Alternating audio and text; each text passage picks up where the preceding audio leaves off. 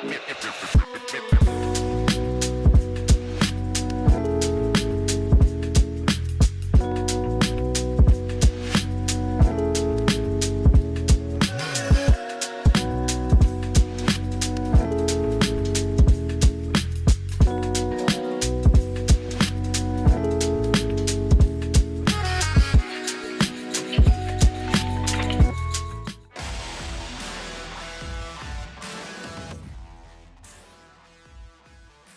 was the second series on the road. It was the second series in a row that the Phillies win. The Phillies coming off of a 4-3 victory over the St. Louis Cardinals. Welcome into PHLY Phillies podcast. I've got my co-host to my left, JB Lynch. I am Renee Washington, and producer Tyler Zulli. We also have our beat writer, one of our beat writers, John Foley, who's going to be joining us very soon. Welcome to the show where we talk all things baseball. Phillies, Major League Baseball. We don't have fun. We don't jaywalk. We believe birds are real. And we do nothing but seriously talk about baseball day in and day out, 5 days a week for every single game, all 162. We don't smile. We blink every other minute, and we have no fun here. That's the most important part about our show. Yeah, there's no room for fun in baseball, Renee. And also, every once in a while, we might even drink something with sugar in it. And we might actually not have, our I don't know what else to say. I'm lost. Yes. What's up, guys? Welcome to PHLY Phillies podcast. The Phillies squeezed out another win. I know we were holding our breath down the stretch. Don't worry. Jeff Hoffman bounced back. Last game took an L, but today he bounced back. Got the save. The Phillies get the win. Rob Thomson made tweaks. We're going to talk about it, and we're also going to welcome in all seriousness, John Foley, our beat writer, to talk through this win. Nice to have you guys here. Chris, Ray, everybody hit that thumbs up button. K-Red, Dave P, and John Foley joining us now. Let's talk through this win because we saw today the Phillies yet again through the rain, through the chaos, even after a very flat game. And we'll talk about yesterday's game since we haven't had a chance to carve that up yet. Today comes out, squeezes out that 4-3 victory, and also just really another game where we saw it go down the wire. Did not need extra innings this time, but did see them find a way to make a win, to get the win, starting with some adjustments by Rob Thomson. So, John, let's welcome you in. I want to get your thoughts first, John, because I've already had a chance to chat with James over here. Diego, please. I mean, my thought is a win is a win is a win. You know, not the prettiest, but look, they're 6-6. They won 2 straight series now. They're in an okay place. You've even, I think, Rojas, Castellanos, they got their averages up above 100. We're making some incremental progress here, and a win beats a loss. And 6-6. I know some people like the comparisons, some people hate them, but that's what they did in 2008. After 12 games, they were 6-6. So we have no idea where the season is going to go yet. We have no idea who's going to excel, who's not. These early season numbers, they tell you some things, but it's important not to overreact. Phillies had 8 hits today, John, and I think the part that's kind of like, I don't know, a little dampening, a little just sad about the win, and I don't want to start negative, but they were all singles. I think a lot of it could probably be contributed to the weather today. It turned into a little bit of a pitcher's mutters duel with Lance Lynn and his fat ass busting belts, and Aaron Nola giving you a pretty good performance. 8 singles. You're probably not going to win a ton of games normally with just 8 singles. But the Phillies were able to pull it out because I think Aaron Nola gave you a really good start, considering especially the weather today. Yeah, he really did. Lance Lynn, screw you, because I'm playing against him in fantasy baseball. He's on my opponent's team this week. But listen, I will say this is a game. You talk about 8 hits today. Well, you had in those 8 hits, it was 6 different guys. Or 7 different guys. Excuse me, math. There's a positive that you saw everybody pretty much getting on base, whether it was through walks or hits. We saw the offense contributing. It was a very sloppy game as we expected. I'm just glad as we all are glad they were able to get the game in. But the positive on the flip side of those 8 hits is you got more hits with runners in scoring position. Obviously 0 yesterday. Today the Phillies, at least I think the final was 4 that they ended up with, 4 for 9 that it ended up with. So yeah, improvements, progress, guys. Small victories. Improvements, progress. Let's not start planning parade yet, obviously, but they're not buried here in the division. This is better than they started last year. This is okay. I mean, all things considered, not great, not terrible. Let's see where they go from here. And yeah, great job by Nola. He gave up a couple solo home runs. The home run ball continues to plague him. But 2 solo home runs. And he was able to battle through that. And, I'll take that from Nola every time. Yeah, his line today, 6 innings pitched, 3 hits allowed, 2 earned runs on the 2 solo shots, only 3 walks and only 3 Ks, threw 93 pitches, 54 of them for strikes. His velocity was down a little bit today, but as was Lance Lynn's. So I think you just kind of chalk that up to the weather. You saw how much, what do they call it, diamond dust they were sprinkling out there. It was raining pretty much throughout. It looked like it let up a little bit there in the 8th and 9th. You take that game every situation or every day of the week from one of your top pitchers. He kept you in the game. And on the inverse of that, I thought Zach Thomson did a really nice job for the Cardinals, keeping them in that game. And, of course, some of the frustrations are back-to-back strikeouts with the bases loaded. That's always enough to make you want to bash your head against the wall. Yeah, same problems, bases loaded situations. I haven't looked at the numbers recently, but they've got to be one of the worst teams in the league in these situations. So we have the numbers actually. So here is courtesy of Paul Boye, Baseball Paul on Twitter. Since Bryce Harper's grand slam last Tuesday, the Phillies' plate appearances with the bases loaded have gone: Marsh foul pop out, Marsh sac fly, 1 run, that's a positive. Turner ground into double play, Stott ground into double play, Schwarber K, Merrifield K, Schwarber K, Turner K. Not good. I mean, how do you all look at that? Do you think are they pressing? Do you think it's just the luck of the draw? Bad luck in there, a little bit of pressing. A little bit of both. It's like a little bit of everything, probably. I feel like, to be honest, it's also them trying to strike the fine balance of, being aggressive, chasing balls. I know Nick Castellanos was talking about it. Johan Rojas was talking about it. Rob's been talking about it.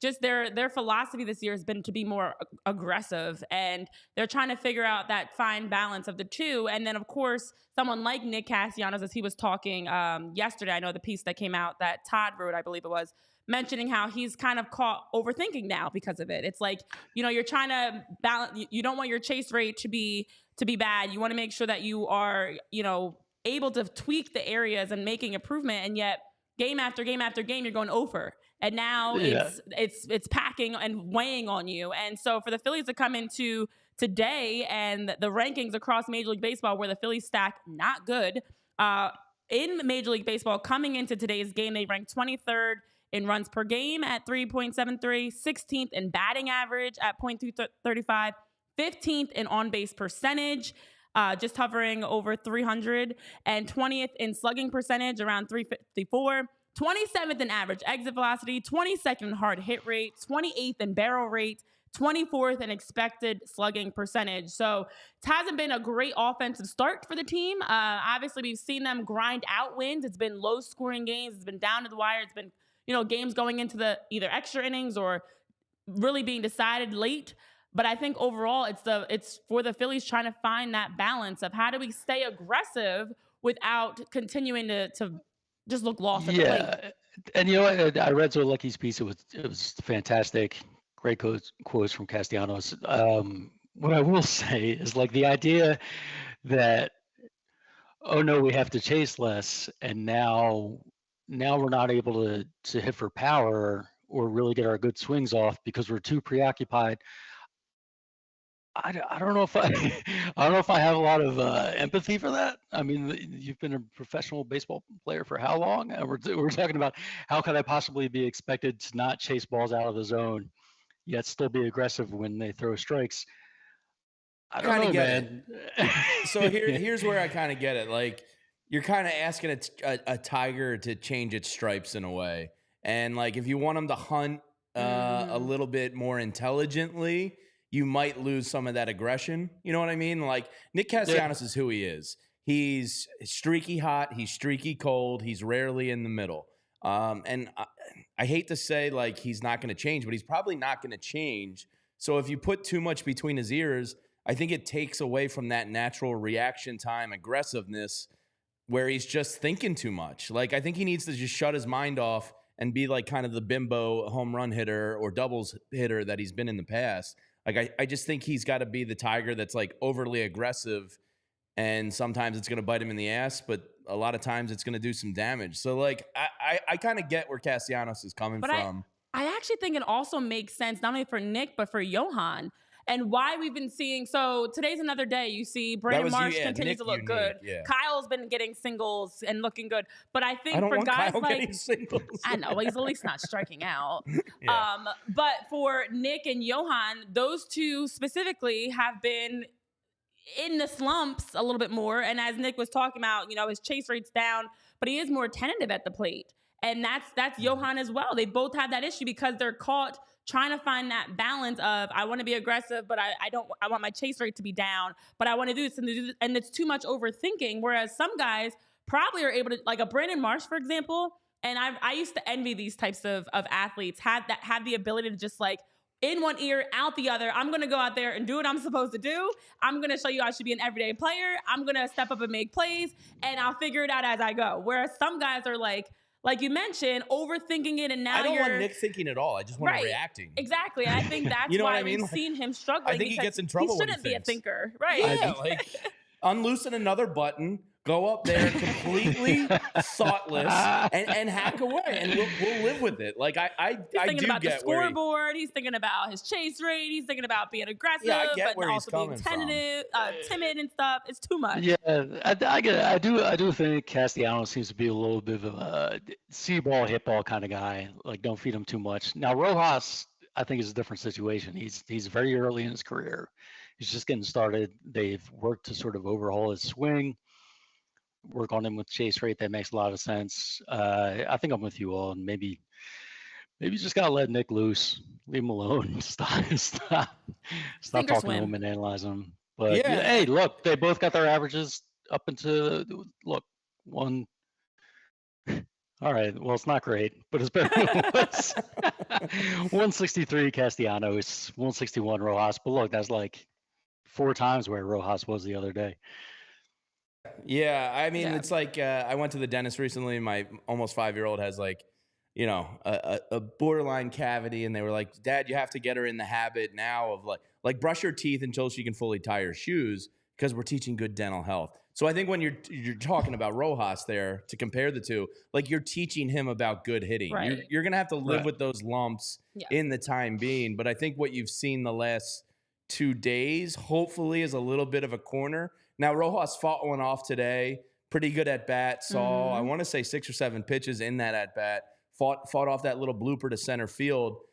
You've at least seen his bat look a little quicker the last 2 days, and he looks like he's turned the corner into being more aggressive while hopefully taking in all the teaching and learnings he's had from spring training in the first 2 weeks. So Rojas is a very unique case. I think you just, you live with the lumps, and it looks like hopefully here, knock on wood, he's turning a little bit of a corner with his aggressiveness.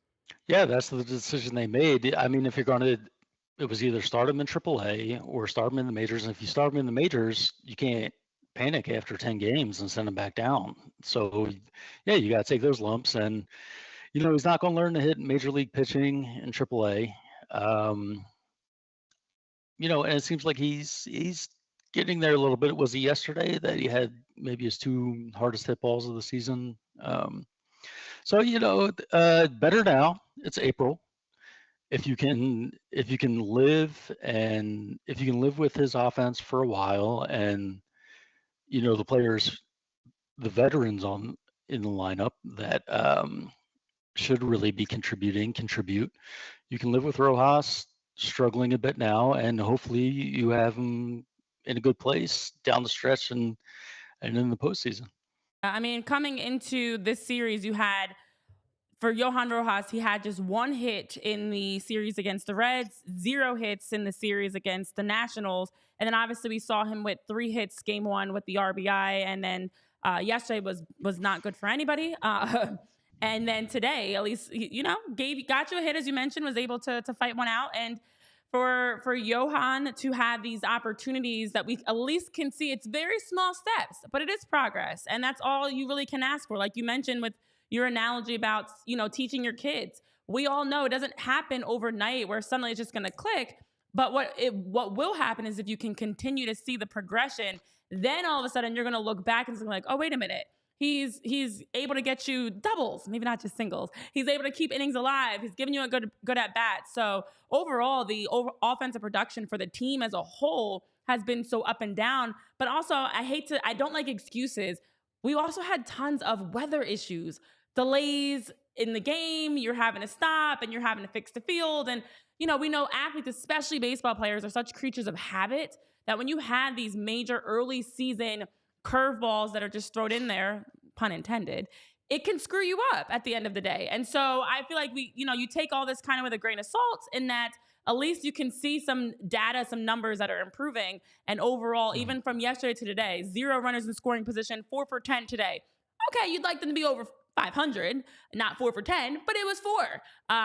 Double plays improved. The Phillies were on the correct side of a double play today, which was like, aha, finally, this is what it feels like to be in the double play, to create the double play, get somebody out with that versus it always being the Phillies that are ending innings because of a double play. So I'm trying to be positive, Patty, here. It is still April. That's like what I'm going to keep saying and keep reminding myself. And I think today was another day. And another positive, though, John, before we let you go.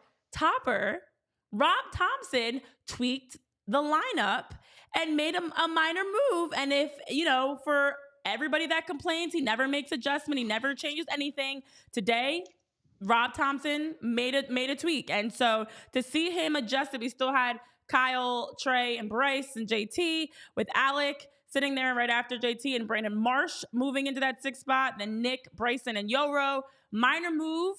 And I'm all for it because it does allow you to see early on at this point of the season, what does it look like if we maybe run out a different order to start off the game? Yeah, it's terrific to see Marsh moving up. I mean, he's got their best numbers so far. He's been the best hitter of 2024 for the Phillies. So, he deserves it, and he's playing well. And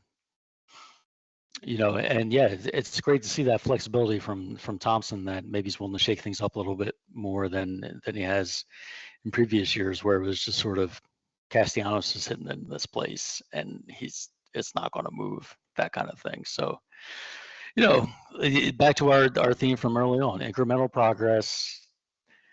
There's no reason to start planning a parade, but there's also no reason to despair right now. We're at April 10th.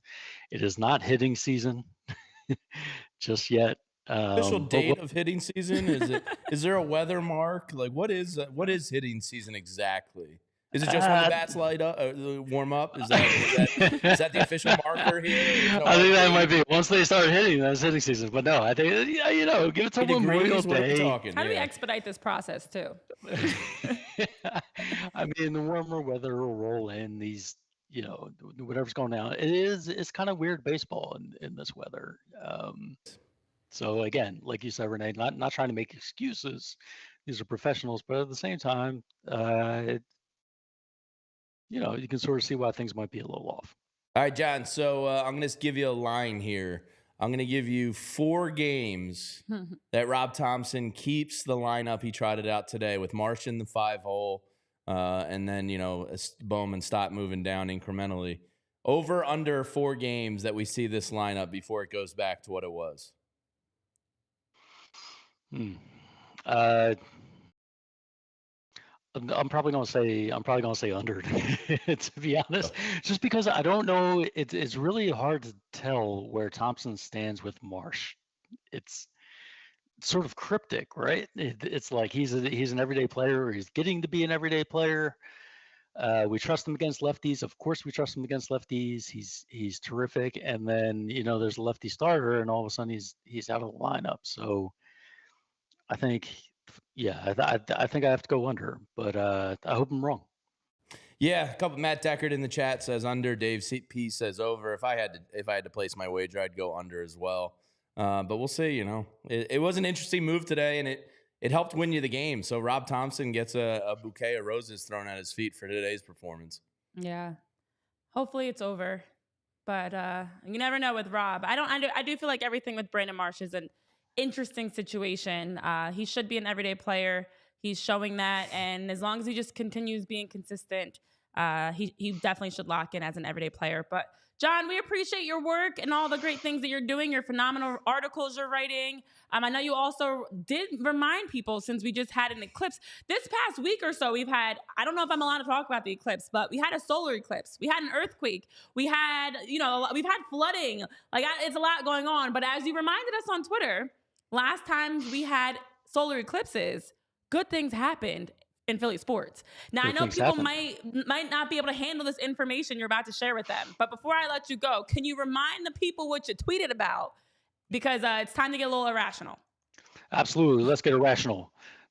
This year, total solar eclipse. 2008, Phillies World Series champions, total solar eclipse. 1980, Phillies World Champions, total solar eclipse. Now, we can get down in the details about Rojas, Castellanos, Marsh, what the lineup looks like. I'm not going to argue with signs from the heavens when it comes down to it. So that's all I got. A little behind the scenes there. Sorry, John, this room is like a boiler room. It's like 108 degrees. So I had to ask Tyler to one-shot Renee there so I could run over and open the window. That's not allowed, JB. I was going to sweat through my T-shirt before the end of the show if I didn't do something. So nobody needs to see that. I didn't realize how red you're getting. It's really hot in here. You're like really getting red. It's really warm in here. That feels great. James looks like he's at the beach. I love it. No, seriously. I'm in flip-flops, T-shirt, and shorts, and I'm starting to sweat. This is an incrimination. Me and Lance Lynn are getting worse. The big boys are getting prosecuted today. Or persecuted, excuse me. And you're forgetting your words. Yeah, it's terrible. Yeah. Oh, man. All right. Well, John, it's been a pleasure. Thanks so much for jumping in and joining us. I know you've got a lot of great work to continue doing. So we'll see you soon. We'll have you back on shortly. And everybody make sure you're checking out John's work that he's been posting on our website, all the great work you're doing on social media at 2008 Phils with a Z. And John, have a great rest of your victory winning Wednesday. Hey, again, a win is a win. Thank you both. See you soon. Yeah, see you soon. And John's going to be coming up to Philly because the Phils are coming back home. Yes, they are. They're coming back home. Just want to give a shout out to all of you guys in the chat as we're getting closer to that home game. The series now we do get to see the Phillies back home, I should say. K-Red, Lisa, Greg, Dave P, Jay, and Jay, thanks for the compliment earlier. Appreciate that. Thank you very much. He said I look good too, Renee. Oh, I didn't read that part. He said I look ready for summer. You do look ready for summer, and clearly you're feeling like you're in summer. And you know where you can get ready for summer with something that can help get your gut health in check? That's over at Olipop. Because at Olipop, refreshing classic soda that they've got provides you with a chance to take care of your digestive health. Did you know that 2 out of 3 Americans complain and have issues with their digestive health? Yes, that is the truth. 95% are not getting the proper intake that they need. And so over at Olipop, you get prebiotics. You get all types of gut benefits. You've got plant-based fiber. You've got other botanical ingredients that support your gut health. 2 to 5 grams of sugar per can. 9 grams of fiber per can. Olipop provides you with all that you need to drink healthy, refreshing soda, plus some delicious flavors on top of that. And honestly, as I've tried almost, I think, every single one of the Olipop flavors at this point, and I can say they are flavorful. Most times when you drink healthy things, it tastes like it's a healthy drink. Not Olipop, not their soda. They've got options for you to be able to purchase. They've got classic grape, classic orange, root beer. They've got a strawberry vanilla. They've got a cream soda, cherry cola, vintage cola, and a Dr. Goodwin. It's all chef's kiss, delicious and refreshing. And the great thing now is that you can buy Olipop in so many different spots, easy to find. You can find Olipop online. You can find Olipop in stores. 30,000 stores nationwide that are selling Olipop. So you can use the code PHLY20 for 20% off your next Olipop order. And you can also make sure that you're buying Olipop online at drinkolipop.com, on Amazon, or in those 30,000 stores, including Sprouts, GoPuff, Wegmans, ShopRite, Target, and yes, for all of us Wawa lovers like myself in Wawa. So PHLY 20 gets you 20% off your next order. That discount does only apply to orders that are a one-time order, not a subscription. And make sure that you're checking out Olipop today. You might need a nice, refreshing Olipop as we're getting into the summer. Cold, refreshing, helping you feel good, Jamie, because we want to make sure we're drinking well, our gut feels good, and we're not sweating through our clothes. Seriously, like you're currently I might doing need to right open now. another window. How the hell did it get so hot back here compared to our It's living getting quarters? hot in here, so don't take off your clothes. I got I a sandwich at getting Wawa so hot. earlier, and I was about to grab a Coke, a fountain, and I went, no, I'm not going to do that because we have delicious Olipop in the fridge here at work. So, look at me, #winning, but they are in Wawa, so which is pretty awesome. You know what else is awesome? The Bet Park Sportsbook. They're right here in our backyard. They're the hometown sportsbook, and you should get in the bone zone, the zone with Bet Park Sportsbook app. Money in the moments. What? Did somebody say something? The what? The what? Money in the moments. So tomorrow, one of my absolute favorite days of the year. The Masters are starting. I've been in the lab a little bit, looking at some of the odds on Bet Parks. Here's a couple I like for you, long shot. I like Justin Rose. He's finished 11 of the 13 last Masters tournaments in the top 25. You can get him to finish top 20 at plus 350. I'm also going to take Wyndham Clark to finish in the top 10 for a little plus 150 action. Maybe a small little sprinkle on Scotty Scheffler to win the Masters because he's in a Tiger-esque zone right now. There's a lot of fun things you can bet. You can bet head-to-head matchups at the Masters. You can win, top 10, top 20, winner, all that. And then, of course, they got Phillies coming back home against the Pittsburgh Pirates. Money in the moments. So win big with all-day action. Win your first $10 bet and earn $125 in sports bonus bets. You play for fun. You love to win. You bet. Download the app and play along. Must be 21 or older. Please gamble responsibly. If you or someone you know has a gambling problem and wants help, call 1-800-GAMBLER. What were you guys? What were you? Sweating hot up in this joint. Jamie's inappropriate to the point. What were you guys laughing at? You, what's up with you? You're really sweating. It's hot in here. I'm wearing pants and I'm not sweating as much as you are. Am I? As much. You look clammy. Yeah, it's hot in here, Renee. No, clammy. Well, pre-sweat. Flush. Yeah, I guess that's better. Clammy, I guess, insinuates sickness. Yeah, whereas who wants to be clammy? I always think of pre-sweat looking. I don't sweat, I glisten. Yeah. You ever hear those people? They make me sick. We all sweat everywhere. All right. zone. Well, you look like you just played in the rain. Not that. No, I'm bad. just kidding. No, That window does you're feel turning good, pink. though. You are turning a little pinkish, though. I might open another window. I think we need it. All right, I'll be right back. Bye, Jamie. All right, guys. Well, this is the PHLY Philly show without Jamie Lynch. Hope you guys are having a great Wednesday. This makes up for you It's just missing the me and start of the show Tyler. yesterday. Yeah. Oh, no. And now he's breaking things. stuff. So yesterday, are you going to make a habit of every day having something chaotic going on? Yesterday, you dropped your water bottle. Today, this. It might bring the Phillies some good luck because since then, the Phillies have been, they lost Philly pretty bad yesterday. All right, let's get back to the Phillies and talk about yesterday's game because we haven't had a chance to it unless there was anything else about there's today. a ton more from today. I mean, we hit on the most important nuggets, but I'll let you cook.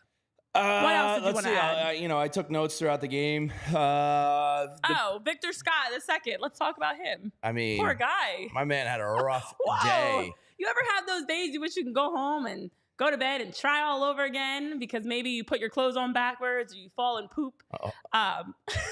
Fall and poop? Well, that's happened to me. Wait, what? We talked about this already on the show. I fell in dog poop. Oh, Remember I thought you meant game? fell down and then pooped. Fall and poop. I thought you said fall and poop, not fall in poop. That's a big difference. That's a pretty big difference. Maybe he's getting to me too. Yeah. I might have said fall and poop, but I think I've said fall in poop. Wow, that's a huge difference though. Philly says, you've added something to never say to women. You look clammy.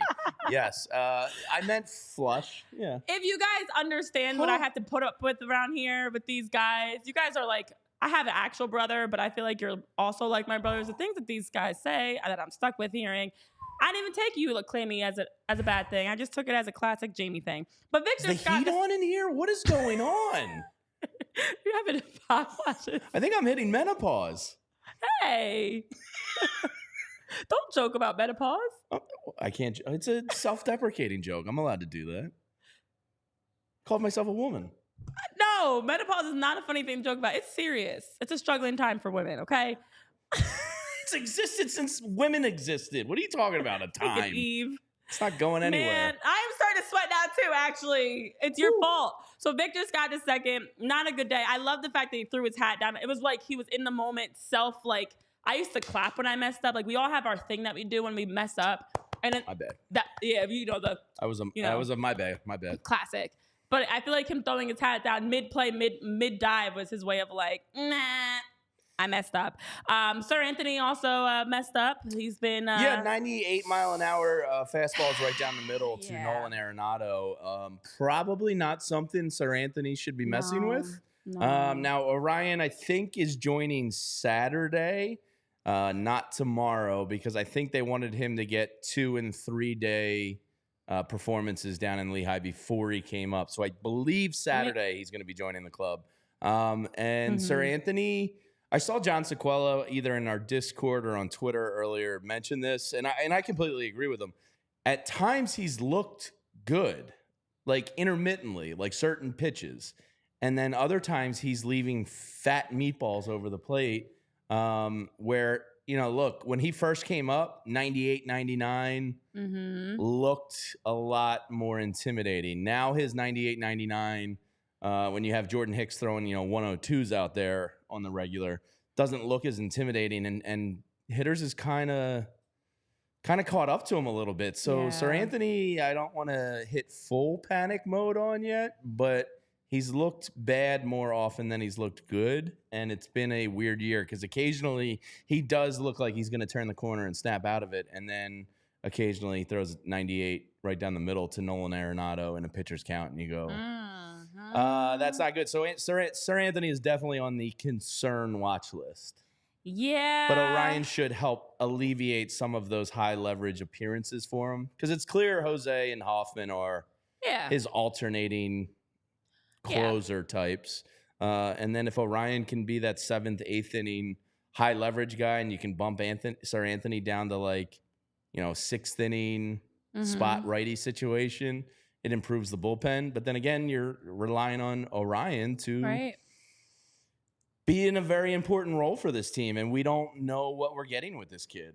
8 innings or 8 appearances last year. So we don't know, but he should help. It's a lot of hopes. I will say I'm glad that we saw Jeff Hoffman bounce back at the save today. You are going to need him a lot as the season progresses. You're going to need Jose. You're going to need to be able to lean on the consistent guys. And for Sir Anthony right now, the hard part for him is we do the opposite issue of Johan Rojas, for example. We've seen Sir Anthony a lot. We've seen him, the ups and the downs. And so you know what you're going to get. And at this point, it's kind of that situation of it feels like it's only a matter of time. You can't it's early in the season. They're trying him out, sure. But at some point, Sir Anthony, the plug's got to be pulled. But Orion, as we have been talking about, has been working back. And it was Soto's earned run that he let in for the record, but he still served up a cookie to Nolan Arenado. Who can still smash fastballs. Newsflash. Soto's looked okay, too, I think. Yeah. I think he's having a decent start to the year. So, the bullpen can be a plus for you. But they were cursed as soon as they were predicted to be the top F4 in baseball. Absolutely. We all knew that. Soon as that came out, it was literally a recipe for disaster. You knew what was coming from that. Now, I will say for Orion, if you want to talk about his projection, he did play April 5th. He also played April 9th, which is last night. So he should actually, as you mentioned, be off today and probably playing. Pitch tomorrow, off Friday, join the Phillies. Right, because he was off today. So he should. Twice in 3 days. That's what they wanted him to have, twice in 3 days. So with him pitching yesterday, he's on schedule. Yes. That he should be able to be back. And April 13th was the ultimate timeline. I feel like that they ended up shifting it to. So I think this is good. Gives him a chance to get back. No rush. No, able to see him through that routine of getting 2 games in 3 days, which is definitely exciting to see. So Orion is on the return, guys. Orion's on the return. Yeah, and I think I don't know how most people I think out there feel positive about Orion and what he can become, but I do think there's a level, in our Discord earlier, somebody was like, man, you're putting way too much stock in the Orion basket. And I was like, I've been upfront with my fears about the Phillies putting that much stock into the Orion basket here. But they're counting on this kid in a massive role here because Sir Anthony, I don't know if you really want to trust him with the game anywhere near on the line. And with the way the offense is, it looks like a lot of these games are going to be bullpen games. Yeah. Jeff Hoffman was pretty terrific today. Lets up the opening. Stott maybe has that on a nice weather day. It looked like kind of a weird misread off the bat. Just missed his glove as he was kind of hopping there. Lets up the opening single, and I know everybody thought it right away. Yep. Oh, shit, here we go again. And then he gets a pop out to Castellanos and a ground in double play to end the game. So Hoffman was terrific today. Didn't make you sweat too much and brings it back. Look, we talked about the Phillies' struggles and, runners on base. You read some of the stats and all the ground in double plays. They just won 2 road series in a row. Exactly. And that's all that really matters at the end of the day. You're coming back home now. It's been positive to start the year on the road. So it has been. And honestly, last year they were around 500 on the road. It was like 40, whatever it was exactly around 500 on the road. So I think sometimes we get so lost in the sauce and we're so close to everything that we forget.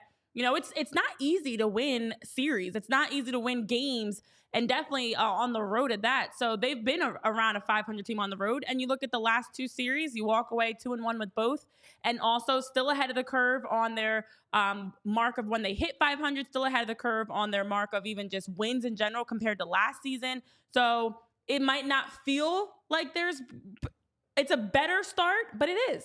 It is. In reality, it's a better start to last year. And it's a better start than what they've had in recent years in general. So I know in the chat, just want to hit on some comments. Hypothetical Man, you're also mentioning how you trust Hoffman a lot. Darth Pooh, you're mentioning Soto and Orion would be a deadly combo. I see Chris Slemmer, you're asking a question we'll get to in a moment. Greg, you're saying, these guys do have lives outside of baseball. Also, and sometimes the mojo is just down. I honestly agree with that. I look at someone like a Nick Castellanos, for example, and I wonder, how much of it is a combination of things. We always assume, it's just because the weather, they're trying to get the chase rate down, trying this, that, whatever. That could be the factor. It could also be he maybe just woke up on the wrong side of the bed one day, or maybe he's dealing with something personal. You just never know what's really going on. So I think sometimes we do forget those factors as we are looking at and evaluating, how guys are performing. Brian C., you're mentioning the offense is terrible. Nola was throwing his fastball at 88 miles per hour. No one get excited about this win. Brian, my guy, I know Darth was like, it was raining. Yeah, I don't think anybody's excited about any of the wins, but a win is a win. No, I'm excited about wins. It's April and they're winning. You could be a team that started off 0-9. You could be a team that, there's way worse it could be. You're still winning. You're still at 500.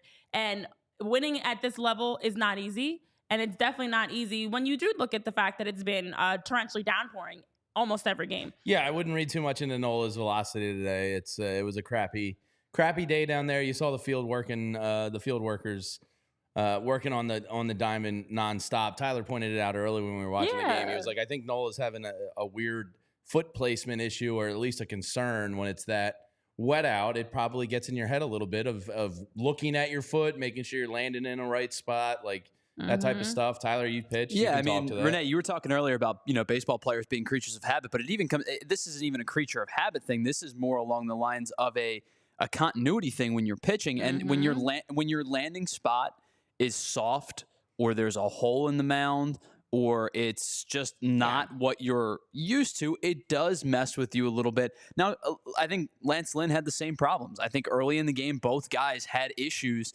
with their landing spot, and because of the mound being a little mushy, a little like soggy, it does mess with you a little bit. Lance Lynn is the type of guy that he's fastball, whether it's 4-seam, cutter, and then, you could call it a 2-seam, you could call it a sinker. I'm not sure what he classifies it as. I think he threw 94 pitches today. I think I heard T-Mac say sinker. So you could call it a sinker. That's fair. I think he threw 94 pitches today, and I would bet you, without looking at the numbers, 75 of them were some variation of a fastball. So he has the ability to kind of manipulate, not having to worry about plant and snap, plant and, spin rate type of stuff. And you could also see, too, he walked 4 guys today. Aaron Nola, who throws more breaking balls than he does, threw more that knuckle curve today. And I think the velocity was down because of the plant situation, and I thought because of the rain. And I also think, too, he recognized early that he didn't have his best stuff. Nola didn't have his best stuff today. Right. He battled through it to get to where he needed to be. Yeah, I think it was an extreme positive, the results he gave you, considering the weather. And I mean, I know in the chat, there's some questions going through. Darth was asking me specifically if I ever played and got inside of my own head and how I got out of it. Actually, although I cover every sport, I didn't play baseball, but I did play professional soccer, and I actually am a Hall of Famer. I'm getting inducted this weekend, guys, in my second Hall of Fame. But I will say from my career, I know people aren't going to love that I'm comparing it to soccer, but as a Hall of Fame soccer player, that's all I got. Sorry. Wait, are you in a Hall of Fame? I'm getting inducted this weekend. Congratulations. Again, into a second Hall of Fame. Pennington?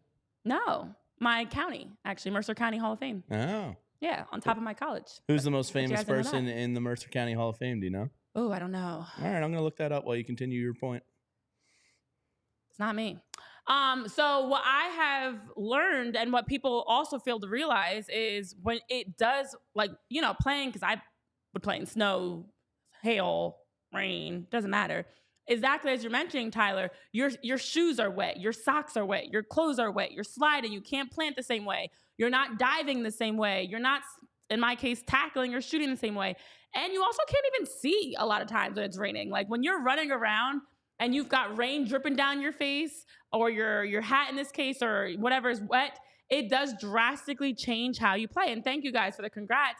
It does drastically change how you play, because now you don't have that same free flowing. Like we talk about having the ability to just play without thinking. Weather makes you think, because now suddenly you're kind of like, whether it's the tarp or their footing or whatever it is, you now find yourself a lot more hesitant sometimes, whereas maybe if it's a dry, sunny day, you would just go. So there are some components of the weather that really impact it, along with the usual expectations of like the wind or the slickness of the ball and everything like that.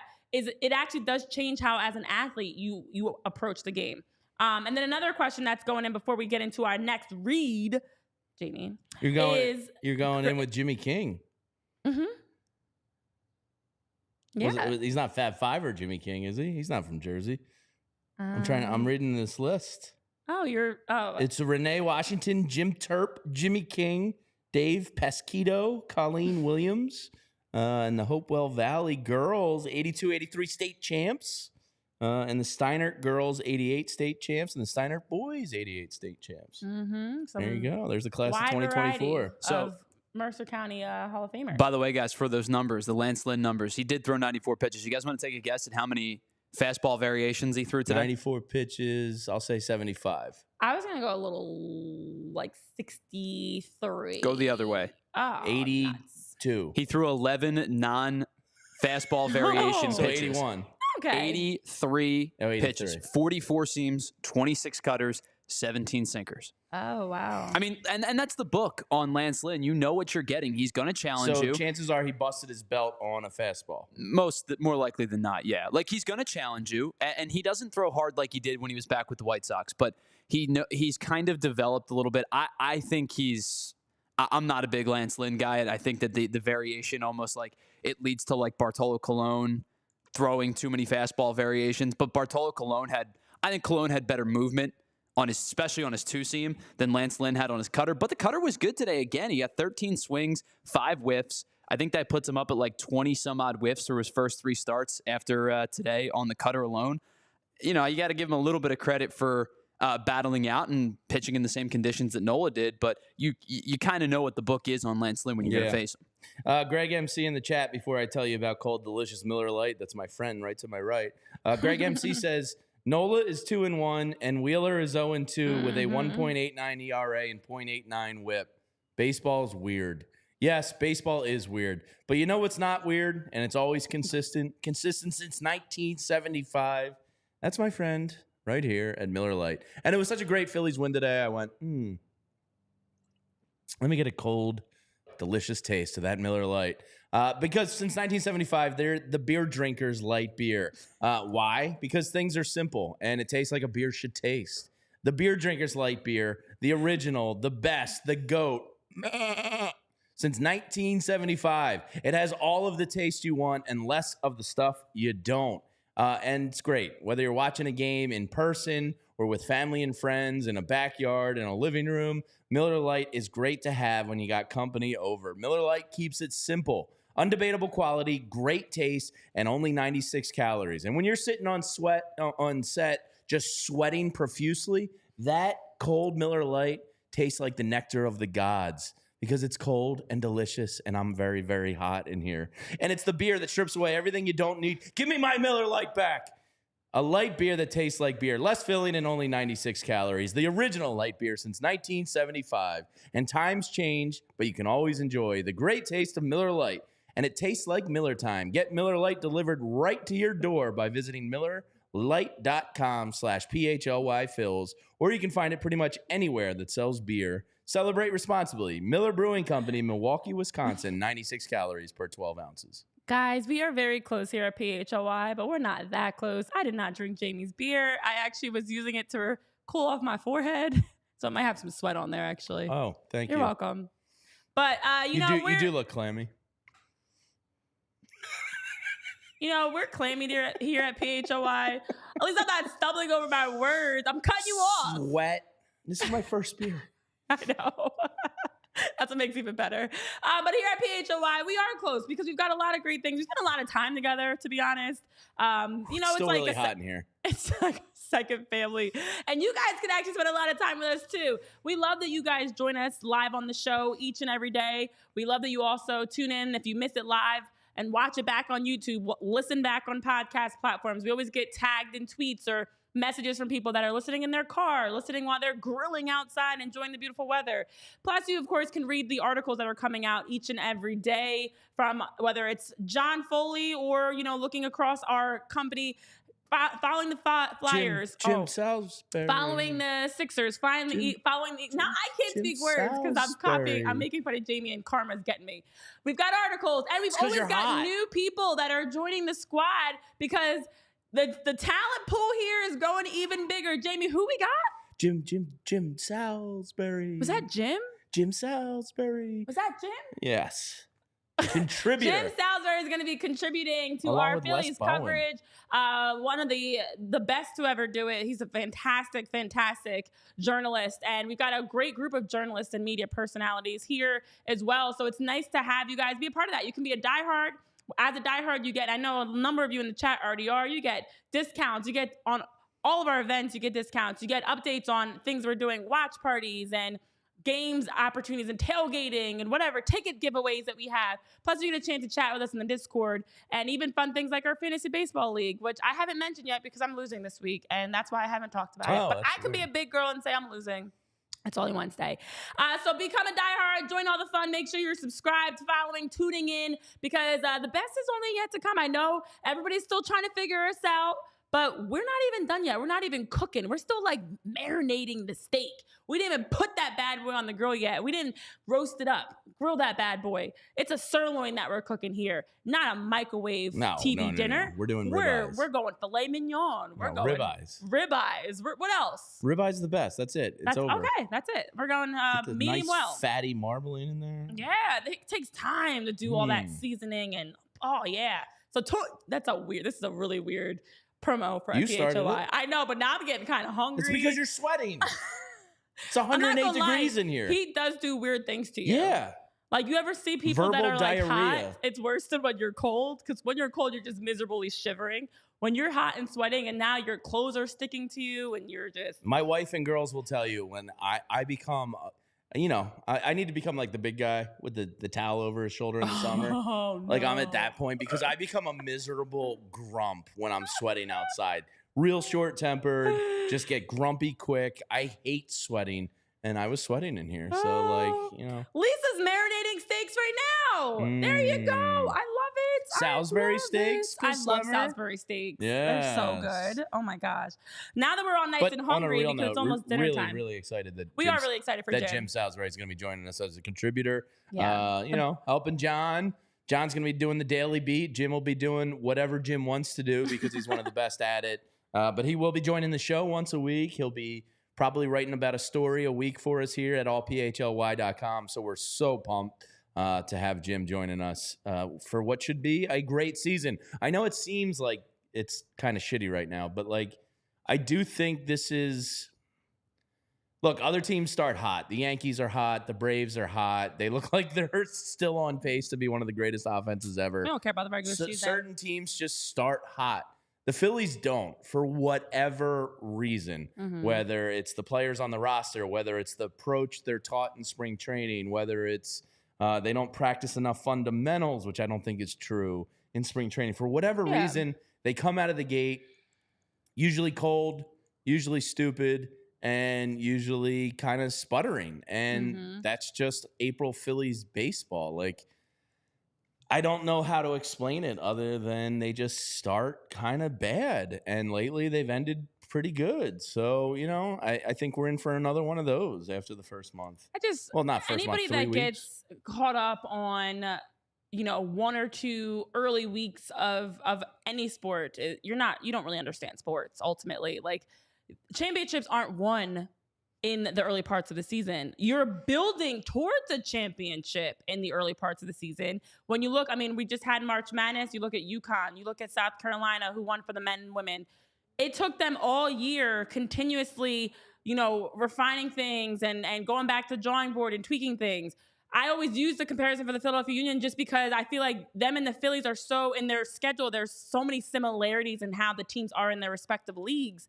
And you take for granted when you're up close following every day because you're like, oh, it was such an ugly win today, or the offense is still not what we want. The plate, looking at the plate's appearances, guys are looking lost up there. What's happening? Getting irrational because you want to just act like all's lost. It's April. There's so much baseball still left to play. And I know even my nephew was like, because we always talk about all the game updates. He's like, how did they lose to St. Louis? And I'm like, it's only April. I don't like it either, but it's still very early. I'm going to teach you young because some people miss this lesson early. In April, we're not stressing.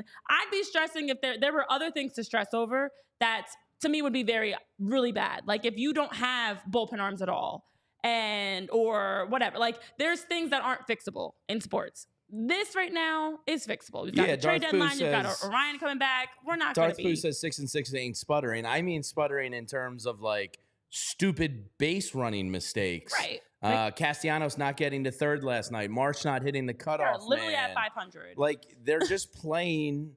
They're not stalling out because they have a lot of talent, and the pitching has been tremendous. Both starting and bullpen, for the most part, have been really, really good. But they're doing a lot of dumb things that are correctable things.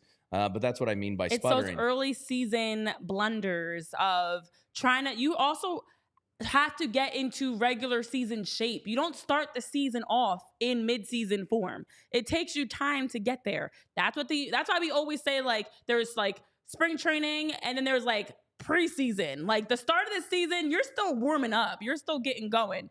And so we wouldn't want them in mid-season form in April because that's how you end up, like the Braves have done notoriously, get in the postseason, you're either burnt out, you've got injuries, or you just are flatlining. You want to make sure you're peaking at the right times in the season. So overall, today was another day where I always look at, okay, have we seen some improvements? You have 7 guys get a hit.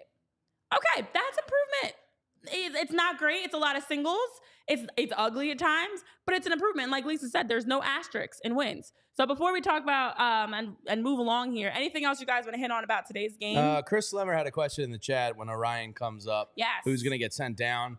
I unfortunately, and I feel like this guy kind of earned a little bit of a. Not your guy. A little bit of an opportunity to stay, but I think Dickie Beans is the guy that's going down. I think we're most likely going to be saying goodbye to Ricardo Pinto on Saturday. But again, he was pretty solid last night. I think he's had 2 pretty good performances here. But yeah, I would think Dickie Beans is no longer going to be with us come Saturday. That's just my guess. He did It's the his most part. logical. He did his part. You know, this is why when you're right on the cusp like that, you get the call up, you show well. Maybe it gets called up later in the future. But yeah, I don't see anybody else that they would move. I think it's Ricardo. I think there was an instance last night where you had a lefty-righty matchup with Christian Pache. If you're not going to pinch hit him, like, yes, he would have gotten claimed by another team, but like, he's holding a roster spot right now just because they knew they were going to lose him. Yeah, pretty much. So he might be a logical one in time to maybe move if you could get some kind of, I don't know. We'll see what happens. But offensively, there's nobody really you're going to move on from. JT bounced back from a ball to the throat last night. Luckily, that had to hurt. Can I just say, when that play happened, tell me why I thought of you guys and your immature selves, because we were not watching together. No. And in that moment, obviously there was all fear from everybody, because it was like, you don't ever want to see somebody get hit anywhere, especially up around their head, their throat, their upper body. But I just knew little boy Jamie somewhere was making some very inappropriate joke or comment. Once we found out JT was fine. No immaturity came to my mind there. The first thing that came to my mind was, damn, JT's tough, because he actually corralled the ball and made the throw down. And then he realized how much pain he was in. Right. That dude's tough as hell. He is tough. And they talked about it on the broadcast last night. And Ruben said, like, he's on a Chase Utley level of toughness. And it looked like, they were doing like the concussion test to him. Mm-hmm. And Rob Thomson after the game said, like, yeah, there was only 2 innings left at that point. You might as well give him a breather. Nobody was doing anything at the plate, so it's not like you were going to lose anything. So yeah, no immaturity, Renee. I'm surprised, actually. I'm proud of you. That's growth. That's growth in itself, Jamie, because taking a ball to the throat, I initially was like, Jamie's somewhere cackling. Yeah. Once we found out JT was okay, because everybody's first response was like, oh no, like, what's going on here? The last 2 notes on the game I have are only that the situation where, excuse me, Kyle Schwarber and Trey Turner came up with 1 out and bases loaded to swing at balls. I think it was Schwarber swung at ball 4 and then again at ball 5. And then Trey Turner goes down with the bat on his shoulder. That's enough to make your blood boil even in April. Yeah. Those are 2 of your horses. And they'll be fine. Yeah. Sorry, I feel like I got something on my throat. But, like, you can't go down with the bat on your shoulder. Yeah. To see Trey end it that way there, like, oof. That was painful. That was pretty infuriating. And if it wasn't for Brandon Marsh, he's the team MVP through 12 games here. The guy's been awesome. I've been saying Brandon Marsh is becoming my favorite Philly, without a doubt. I love more than anything what he brings as a competitor: consistency, the energy, making the simple plays, plus some other plays that are pretty, spectacular ones. But I think the biggest takeaway I took was, yet again, it's been that middle of the pack of the team that's been performing consistently. Alec Bohm, Brandon Marsh, and you need that. Obviously, Bryce Harper, Kyle Schwarber, Trey Turner, your heavy hitters, and then on the mound, Zach and Aaron. Those are the ones that are really going to help you. They're going to carry the team. But if you can raise the middle, and that's why I want Nick to get it together, and he will. I believe he will. I'm manifesting this for Nick. He will get it together. But if you can get the middle of your roster, those they're not really role players in the same sense, but a Brandon Marsh gets going and Alec Bohm gets going. And I know I even tweeted out, like, Alec Bohm continues to also be consistent. Like, he's making the simple plays on both sides of the ball.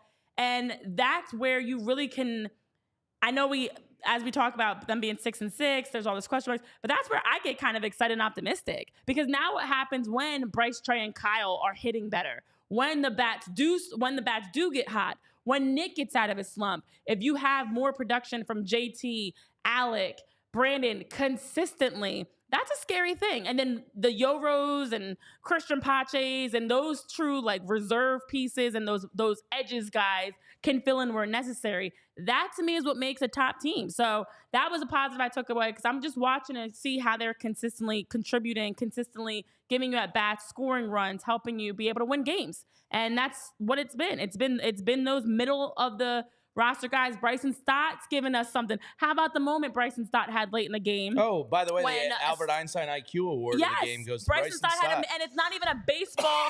I mean, it's a baseball play, but it had nothing to do with him at bat or his glove. It was him being a leader and being aware enough to realize in that moment Victor Scott II should be tagged out, and continuing to see that play through as we were talking about watching. So I just love the fact that we're getting these moments and glimpses of like leadership, of big plays, of the camaraderie, of the progress, and just those guys.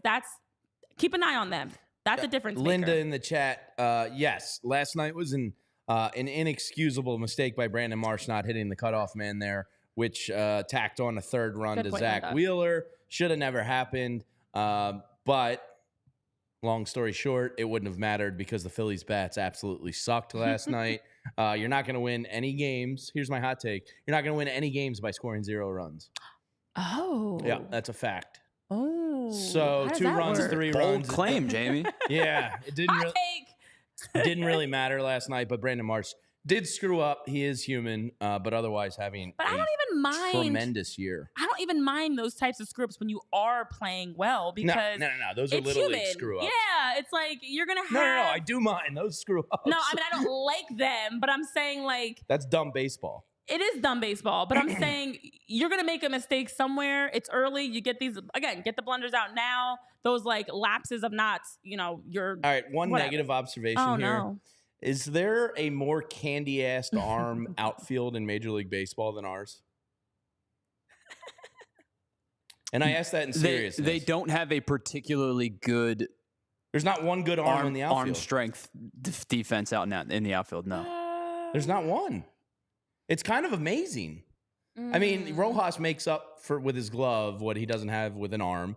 Castellanos is slow and his arm is a negative. And Brandon Marsh really doesn't have a lot of oomph on his arm either, but he's a good defender. So it's not like their defense is bad, but their arms are all bad.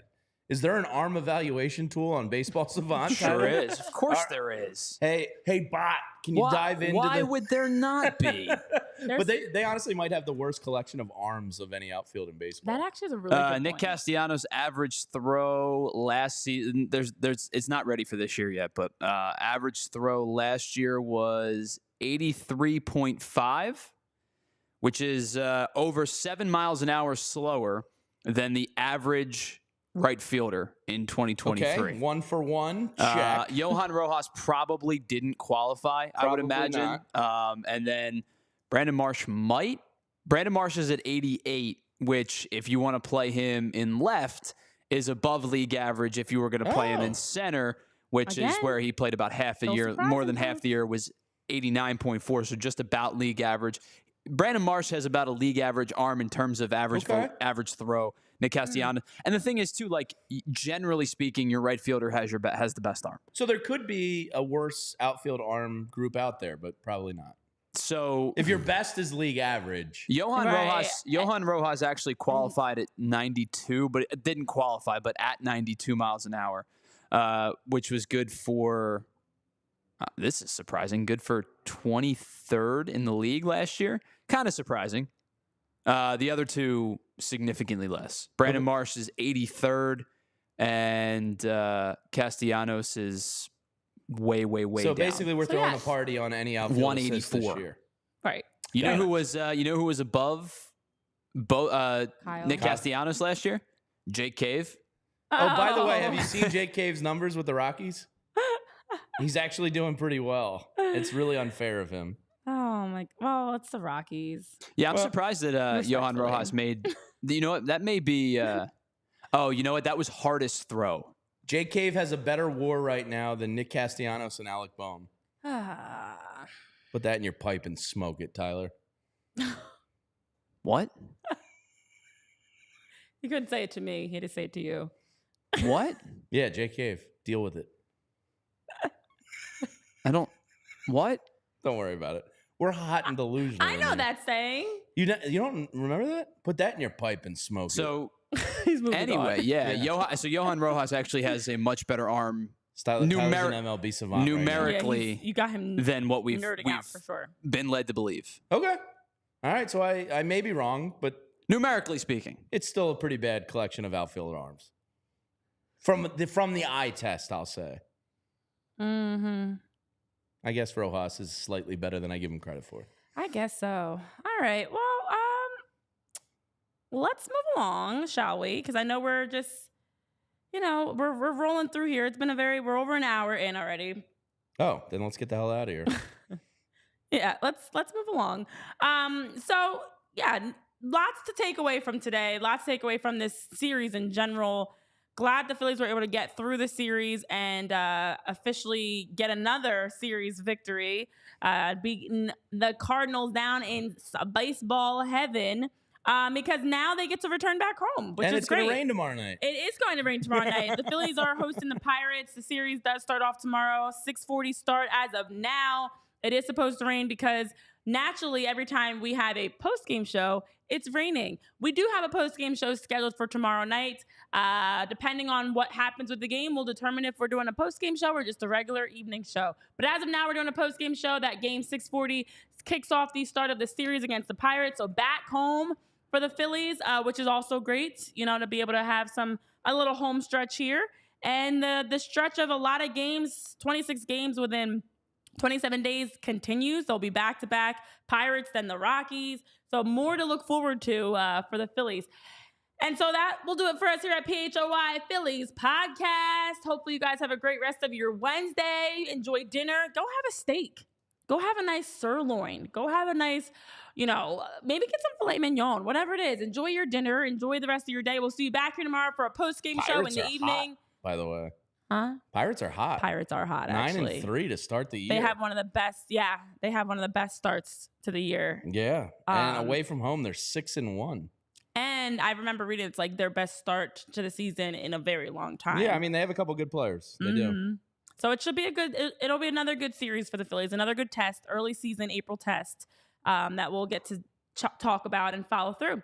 So for Sam, Lisa, Chris, yes, Lisa, enjoy that steak. Everybody else, what kind of steak? On us, not on us.